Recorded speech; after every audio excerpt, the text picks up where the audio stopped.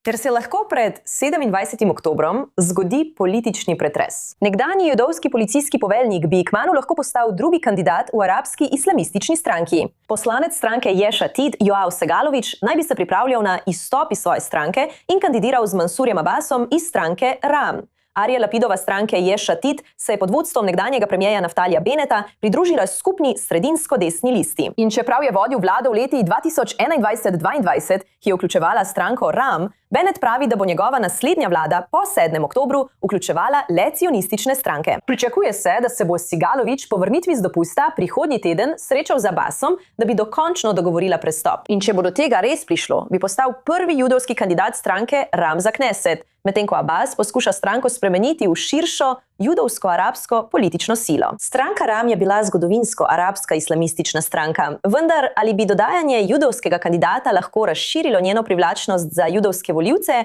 ali pa bi morda tvegali, da bi odtujili nekatere arabske volivce? Morda, ampak nikoli, kaj je motivacija? In to je najbolj fascinanten element tega, ter hkrati najlažje napačno razumeti. Pripeljati Segalovića v stranko ni v resnici namenjeno pridobivanju judovskih glasov. Namenjeno je pridobivanju arabskih glasov.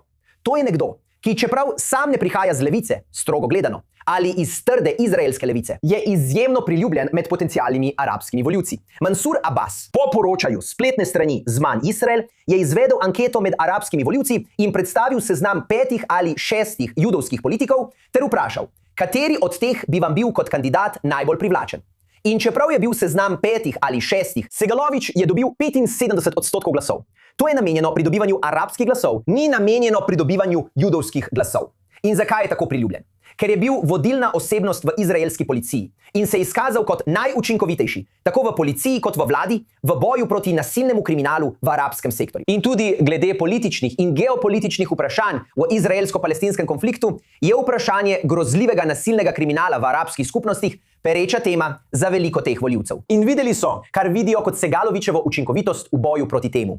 In zato je nekdo, ki bi lahko pomagal pridobiti arabske glasove, saj se Ram poteguje z drugimi arabskimi strankami in veliko manj gre za pridobivanje judovskih glasov.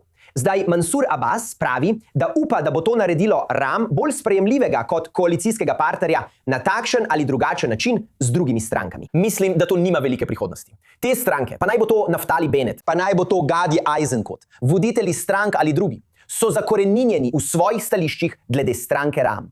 In mislim, da postavitev judovskega kandidata tudi na drugo mesto, tudi nekoga tako spoštovanega kot Segalović, ne bo nekaj, kar bi spremenilo zelo zakoreninjena stališča teh strank. Kar se tiče pridobivanja arabskih glasov, pa Mansur Abbas meni, da bi to lahko bilo učinkovito. Čeprav imaš prav, Nikol, nekateri med podporniki se sprašujejo, ali je to prava poteza, vendar Abbas upa, da bo s tem dejansko pritegnil še veliko več ljudi. Amir, lahko razširiš to, kar je Owen pravkar povedal? Toliko strankarskih list je že vnaprej zavrnilo sodelovanje v novi vladi z arabsko stranko, ali pa so vsaj izjavile, da bodo vstopile le v koalicijo s cionistično stranko. Če pa bi stranka Ram zdaj vključevala tudi judovskega poslanca, bi to lahko koga prepričalo? No, vesel sem, da se lahko ne strinjam z Owenom, ker bi bil sicer odveč. Nikoli. Zdaj me nikoli več ne boste povabili v svojo oddajo. Owen ima prav z taktičnega vidika, ampak Mansur Abbas razmišlja strateško. To ne počne zato, da bi dobil več arabskih glasov ali glasov nasplošno. Kar poskuša narediti.